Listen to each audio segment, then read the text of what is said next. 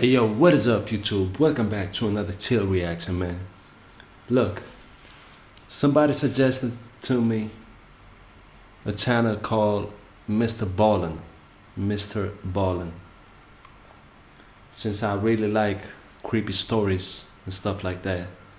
So tonight we're checking out a video of his. Shout out to him, subscribe to him, you know. It's called Top 3 Stories That Sound Fake But Are 100% Real. Alright, before we get into this, man, leave a like, leave a comment, subscribe to me if you want to support me, even if you hate me, you know. Do your thing. So yeah, let's get straight to it.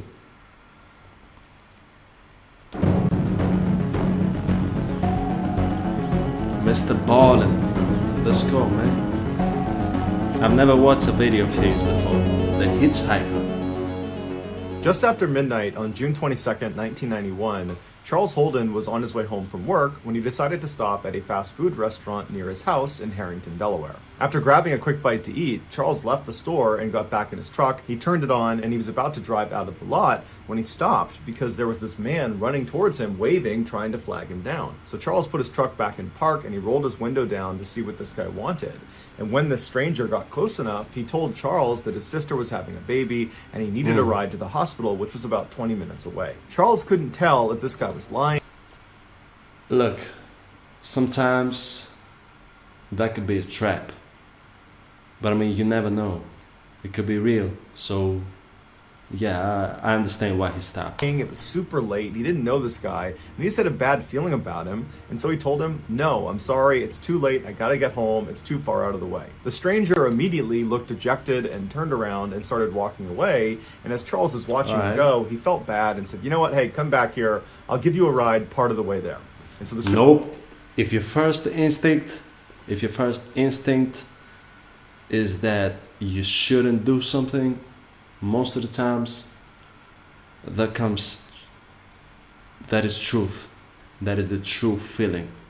You should follow that. But let's hear it. Stranger smiled, hopped in his passenger seat, and they took off. Charles drove him approximately 3 miles in the direction he had asked to go before pulling over on the side of the road and telling him, "This is as far as I'm going to take you." Charles lived only about a block away, and he didn't want to drive too far away from home so late at night. But the stranger, upon hearing he was being let out so soon, suddenly became angry and began fumbling in his pocket like he was going to get a knife or some sort of weapon, and he starts screaming at Charles, "Hand over your keys, hand over your wallet, or I'm going to kill you." Charles, meanwhile, was on edge, just being in the car with this guy because he had a bad feeling about him, and so he immediately jumped into action. He turned off his truck, he ripped the keys out of the ignition, and he leapt out of his truck and started running. Charles saw way off in the distance was a convenience store, and he...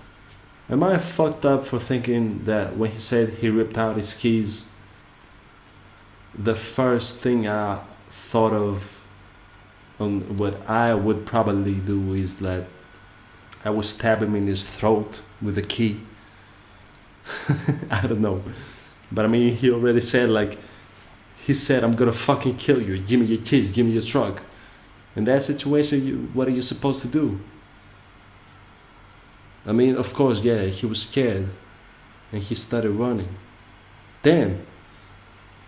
He is a really good storyteller. Already, I can already tell that. Leapt out of his truck and started running. Charles saw way off in the distance was a convenience store, and he figured he could run to there and get some help. But as he's running, he turns around and sees the stranger has also leapt out of the car and was now sprinting up to him with a screwdriver in his hand. And this stranger was running really fast. He was gaining on Charles. And soon Charles realized he wasn't going to make it to the convenience store before this guy caught up to him. And so at some point, Charles just stops, he turns around and he puts his hands up and he says, okay, I'll give you a ride wherever you want to go, and then you can have my keys, my wallet, you can have anything you want. And so the stranger runs right up to Charles and he stops and he smiles because he's very pleased with this result. And he pokes him with the screwdriver and kind of gestures for him to go back to the truck. So Charles walks back to the truck with the stranger right behind him with the screwdriver periodically poking him in the back. They finally get to the vehicle and the stranger tells Charles to get in the car and then wait. But as soon as Charles sat down, he fired up his truck and sped off. I'm sorry. That's why I said in the beginning, he had the feeling, a bad feeling about seeing that guy stopping him in the middle of the street, right? But then again, he felt sorry for him when he drove past him. But that first instinct is always right. I mean, maybe not always, but 99% of the time is right. From what I've seen and from what I have experienced. So yeah, he should have never let him in. But yeah, let's see where this before the goes. stranger could hop in the passenger side door. And so Charles is flying away from this guy. He looks in his rear view mirror and he can see the guy is chasing after him with a screwdriver held Hold on. off before the car and then wait. But as soon as Charles sat down, he fired up his truck and sped off before the stranger could hop in the passenger side door. And so As Charles he is should flying do. away from this guy. He looks in his rear view mirror and he can see the guy is chasing after him with a screwdriver held over his head, but he sees the stranger at some point just stops, turns around, and walks away. Charles was totally relieved that he had escaped this horrible encounter, and he was thinking about calling the police, but ultimately decided he wouldn't because it was his decision to allow some stranger to get in his car in the middle of the night. And so Charles kind of blamed himself for the whole ordeal. What Charles was concerned about, though, was where he had ditched the stranger was not far from his house, and he was worried if he just turned around and drove right back to his house that this guy could recognize the truck and then follow him to his house, and then who knows what could happen. Yeah, of course. And so Charles decides he's just going to stay outside of town and drive around for a while to make sure this stranger is long gone by the time he comes back. So after about an hour of doing just that, driving around outside of town, Charles goes back into Harrington, Delaware, and he gets on his street, and about he's an shocked hour later when he sees the stranger who had just tried to kill him is walking down the road right in front of him. But luckily, the stranger did not hear or see Charles pull onto his street. And so Charles immediately throws it in reverse and he gets out of there and he drives off. At this point, Charles decides he needs to tell police because he doesn't know if this stranger actually knows him and that maybe he's targeting him and he's waiting for him at his property. And so he calls 911 and he tells the dispatcher about what had happened earlier and how this guy is now lurking around his property. And the dispatcher tells him they'll send an officer out to him. And so a few minutes later, an officer showed up at the payphone where Charles was, and they told Charles they would escort him back to his property. And if the stranger was still out in the area, they would arrest him. And so the two of them made their way back to Charles's property. They get there, the stranger's long gone, and then Charles goes into his house. There's no sign of a break-in. There's no sign that anyone was near his property. And so Charles thanks the officer. He feels totally relieved. But before the officer leaves, he asks him if he wouldn't mind doing a quick sweep of his mother's property. She lived right behind Charles on the other side of some bushes. He told the officer her name was Dorothy, she was 70 years old, and she lived alone, and he just wanted to make sure nothing happened to her.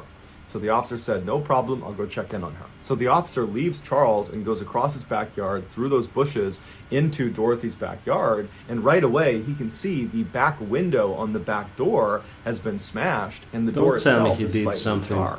And so the officer draws their pistol and they go up and they enter the house and they look inside. They're yelling for Dorothy, but there's no answer. It's totally dark in the house. It's totally silent. And so after searching the first floor and finding nothing, they make their way up the flight of stairs and they find blood at the top of the landing. And they follow this trail of blood and it brings them into one of the bedrooms where a woman is sprawled out on a bed. It was Dorothy. She had been stabbed to death. It would turn out, after Charles had ditched the stranger and sped off without him, the stranger, whose name was Gilbert Cannon, began looking for a place to sleep, and the house he ultimately selected just happened to be Charles's mother's house. After Gilbert broke in through her back door, he saw Dorothy coming down the steps to confront him, and because he was worried she'd be able to identify him, he attacked her with a screwdriver. Gilbert would later tell police that the attack on Charles was completely random. He was just at this fast food restaurant, he saw Charles get into his truck, and he thought to himself, if I can get in that guy's truck, I bet I can rob him. And then after this failed robbery, when Gilbert is out looking for a place to sleep and he breaks into this house and this woman comes down the stairs that he attacks and kills, he has no idea that this woman, Dorothy, is Charles's mother. The entire night was one big, horrible coincidence. Gilbert would plead guilty to the murder and would be sentenced to life in prison without the possibility of parole. Wow. Jesus. Man, that was... He's a really good storyteller. Yeah. The guy told me right. He's a really good storyteller. Man, what a coincidence. I mean, wow. Yeah, let's keep going. I don't know if I'm gonna do the whole video because it's like 22 minutes, but let's continue. I'm really enjoying this, but as far. So far. In 1949, 15-year-old problem child Ken Rex McElroy dropped out of school and moved to a tiny farming town called Skidmore, Missouri. There, he began his life of crime, which consisted primarily of theft. At night, he would drive his truck onto Skidmore residents' property, and he would steal their livestock, alcohol, grain, food, antiques, anything he could get his hands on and that he could sell, he would take. And if the owners ever caught him in the act, he would just raise his rifle at them and tell them to go back inside and never report it to the police, or he would kill them. And because Rex was this big 270-pound monster of a man who was known for having a bad temper and for being really aggressive, people generally just did what he asked, and his crimes 1949, were reported. different. In the rare instances that victims would report Rex's crimes to police, Rex would begin intimidating them and their family by staking out their houses at all hours of the night, or he would just walk directly up to these victims and he would say, "I will kill you if you testify against me." And if none of those tactics worked, Rex used some of his illegal money to hire one of the very best defense lawyers in the entire state, a lawyer who had famously represented the mob, and he would step in and get Rex off of virtually any charge, including the time Rex actually did shoot one of the owners who caught him in the act. Over the years, Rex would use these fear and intimidation tactics, not just to make money, but also to prey on young women and girls. In the 1970s, when Rex was in his 40s, he began stalking a local Skidmore girl who was 12 years old named Trina. After assaulting her dozens of times, Rex learned her family was going to be pressing charges against him. So Rex burned down Trina's family's house and killed the family dog, and then threatened to kill the entire family unless they signed paperwork that would legally marry their daughter Trina to Rex. This would protect him legally in case they pressed any charges against him. After the family finally relented and signed off on the marriage, Trina was forced to come live with Rex at his house, and within 2 years, she became pregnant. After the birth of her child, she took her baby and tried to run away from Rex, and she ran back to her family's new house, and she was hiding there, but Rex tracked her down. He took her and their baby back, and then Rex proceeded to burn her family's house down again, and again killed their new family dog. By the end of the 1970s, Rex wasn't only just the most hated person in Skidmore, he was the most destructive person. He had hurt so many people in town, but it seemed like no one could do anything about it. It was like he was untouchable. Then a single piece of candy changed. I mean, couldn't they arrest him for burning 2 houses down? Couldn't the police arrest him just for burning those houses, you know? I mean, he didn't kill anybody. He just killed 2 dogs. And at that time, it wasn't a crime, I guess. So, but I don't know, man. In 1980, one of Rex's children was at a local grocery store in Skidmore when they were caught stealing a piece of candy. When the shopkeeper asked the child to put the candy back, they refused and caused this huge fight. And before long, Rex has found out about this huge fight. And Rex, instead of being upset with his child for stealing, he becomes enraged that the shopkeeper had the audacity to accuse his child of a crime. And so Rex began stalking the owner of the store, a 70-year-old man named Bo, along with the rest of Bo's family.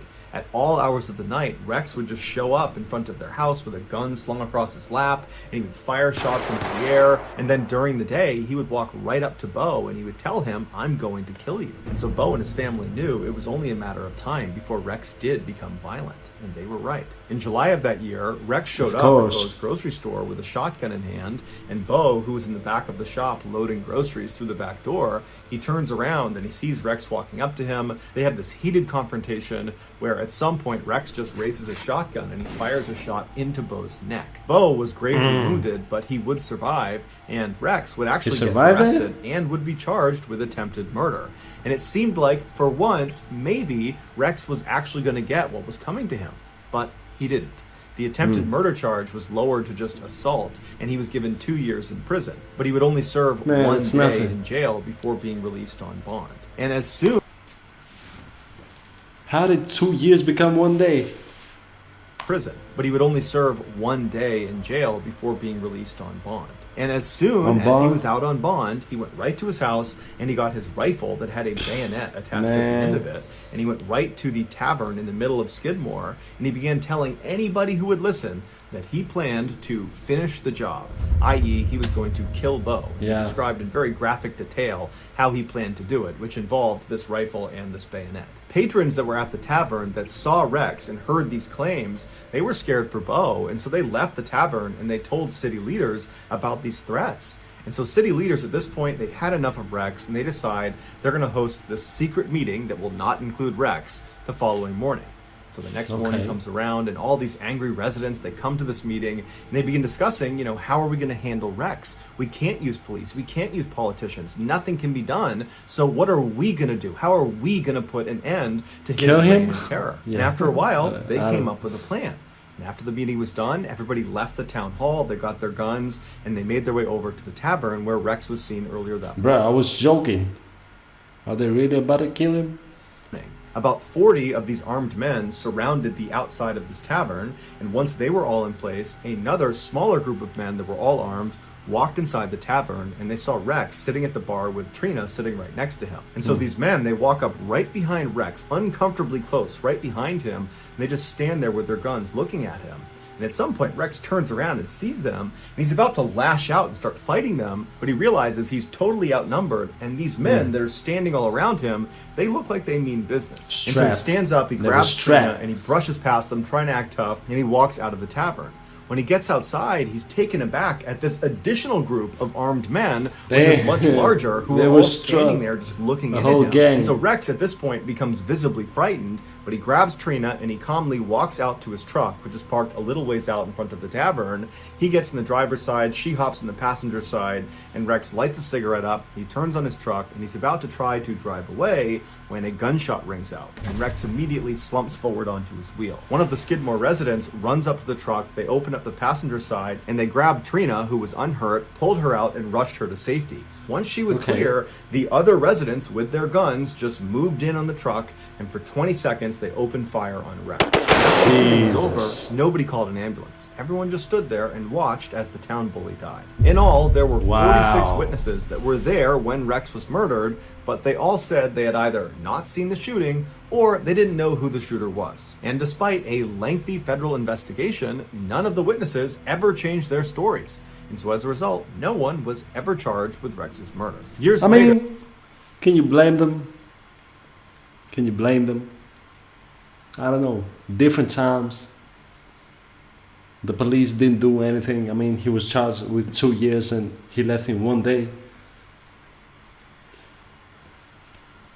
I'm not supporting their action. I'm just observing it and Later, a Skidmore resident, when asked what happened here, they just said that man needed a killing. Damn, that's savage. That man needed On the morning of March 18, 81 1990, a young woman named Karen parked her car just outside of the Isabella Stewart Gardner Museum in Boston, Massachusetts. This famous museum is home to over 15,000 pieces of priceless art from ancient Rome, medieval Europe, Renaissance Italy, Asia, the Islamic world, and 19th century France and America. The outside of this 4-story building is strikingly plain, but inside is strikingly gorgeous. There is this lush green open-air courtyard that sits right in the middle of the museum that all of the galleries look down into. Karen was an art enthusiast, and she was a security guard at this museum, and that day she was on duty. After parking her car, she got out and walked her way over to the employee entrance, and there she pressed the buzzer and announced her arrival to the 2 night shift guards that she would be relieving. But after a few seconds, the night shift guards did not respond to her, and they did not unlock the door. And so after a little while, Karen pressed the buzzer again and said, "I'm here, can you please open the door?" But again, the guards that were on duty did not respond back to her, and the door did not open. This was highly unusual, so Karen left the door, found a payphone, and called the chief of security for the museum, who lived out in town, and told him she couldn't get in the building. And so about 10 minutes later, the chief of security shows up, and he takes Karen, and he walks her around to the other side of the building. He leads her up an outdoor flight of stairs to another entrance to the museum. He pulls out a big ring of keys, he finds the right one, and he opens the door. The entrance they were going going through placed them in this dark hallway that stretched out straight in front of them. And then at the very end of the hallway on the right was this very brightly lit room that the door was wide open to, and that was the security office where the guards were supposed to be. And so Karen and the chief, they begin walking down this hallway expecting to get to the end of it and look inside this room and see these guards and get an explanation for why they didn't buzz Karen in the first place. But when they reach the end of the hallway and they look in this office, there's nobody inside of there. And now that they were up close, they could see the door leading into the security office had been smashed open. In fact, the doorknob to this door had been smashed off and was laying on the ground. And then next to it, right in front of them, was this metal crowbar. And then above them, the one camera that would have seen whatever had happened in the hallway, it had been turned around and was facing the wall. So Karen and the chief, they know they've stumbled on something that's probably really bad. They don't know what it is. They don't know if there's still people inside the museum. They don't know where the guards are. So Chief just grabs the crowbar for protection, and he and Karen run into the office and they call police. Although they didn't know it yet, Karen and the chief had just discovered one of the most famous crimes in history. The night before, 23-year-old security guard Rick Abath trudged his way down the walkway towards the employee entrance of the museum. He and another young man named Randy were scheduled to work the overnight shift that night. Rick hated his job at the museum because it was incredibly boring, but Rick didn't really have many other employment opportunities to choose from. He was a guy that had dropped out of music school and spent most of his time smoking marijuana, drinking beer, and playing in his friend's rock band. And so he just kept this job that he hated. Once Rick got inside the museum, he walked over to the office where he found his partner that night, Randy, was already sitting behind the desk. After chatting with him for a few minutes, Rick said he would do the first set of security rounds, and so he grabbed a walkie-talkie and a flashlight and he headed out to the exhibit halls. Almost immediately, a fire alarm went off. Rick went to the area where it was going off and he investigated and did not see a fire, and so he just turned the alarm off. The building was very old, and it wasn't uncommon for their electronics to fail or glitch. And so after this, Rick didn't think much of it. He continued doing his security rounds, and after about 30 more minutes of that, he made his way back down to the security office where he traded places with Randy. Rick took the seat behind the desk, and Randy took the walkie-talkie and flashlight and headed out into the exhibits. About 30 minutes later, while Randy was still doing his security rounds, Rick had his head down on the desk when he heard the sound of the buzzer coming from one of the outside doors. He lifted his head up and he looked at the screen that was connected to the camera, looking down at whoever was outside of this door, and he saw there were two police officers standing right outside the door. And so he reached over and he pressed the intercom button and he said, "Hey, can I help you?" And the officers said they were there responding to a disturbance call. Can they come inside?